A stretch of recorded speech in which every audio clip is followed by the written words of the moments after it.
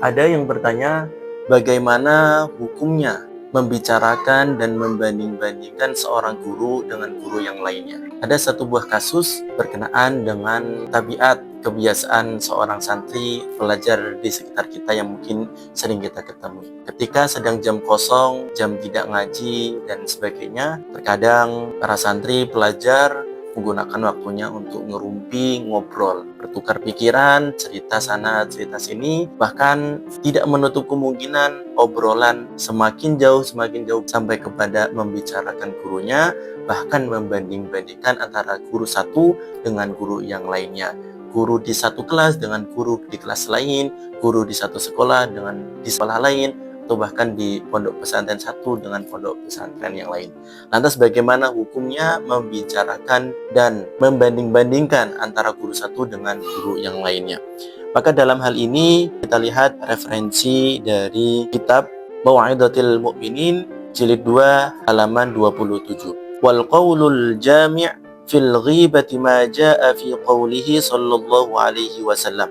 Al-ghibatu dzikruka akhaka bima yakrahuhu. Qaul yang disepakati para ulama tentang ghibah adalah sebagaimana sabdanya Nabi Muhammad SAW yang berbunyi, ghibah adalah perkataanmu tentang saudaramu dalam hal yang ia benci. Wa innama haruma dzikru bil lisani lima fihi min tafhimil ghairi nuqsana akhihi wa ta'rifihi bima yakrahuhu. Diharamkannya membicarakan dengan lisan adalah karena pembicaraan tersebut memberi pemahaman kepada orang lain tentang kekurangan saudara kita dan juga tentang apa yang saudara kita benci. Wa kullu ma yufhimul maqsuda fahuwa dakhilun fil ghibati wa huwa haram.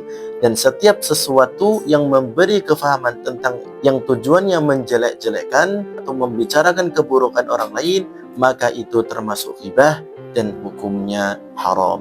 Maka sebagaimana yang telah disebutkan di dalam kitab tersebut, hukumnya adalah haram karena termasuk bagian dari ghibah dan merupakan akhlak yang tercela, apalagi dilakukan oleh seorang santri kepada gurunya.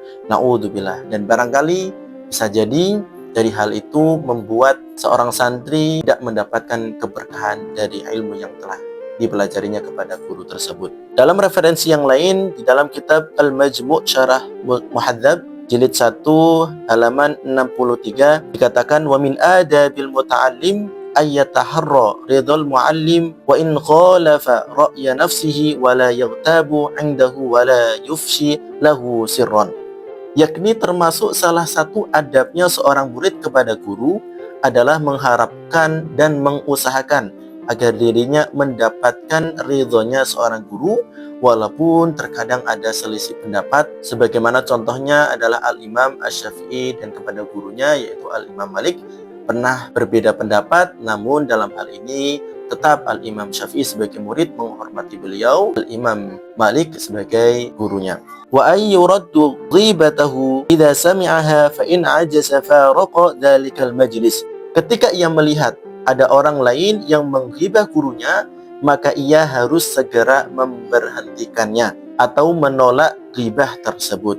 Ketika ia tidak mampu menolak atau memberhentikannya dari ghibah tersebut, maka ia harus pergi dari majelis tersebut. Artinya ketika kita melihat satu perkumpulan atau bahkan kita termasuk bagian dari perkumpulan tersebut yang membicarakan tentang kekurangan, tentang apapun tentang guru kita, membanding-bandingkannya, maka kita sebagai murid harus yang pertama adalah menolak dan memberhentikan obrolan tersebut. Jika mana memang keadaannya tidak mampu memberhentikan obrolan tersebut, maka kita berkewajiban untuk menghindar keluar dari obrolan tersebut agar kita sebagai seorang santri tetap memiliki pandangan yang baik, husnudzan kepada guru kita. Hal ini menjadikan ilmu yang kita dapatkan berkah dan manfaat. Allahu a'lam bishawab.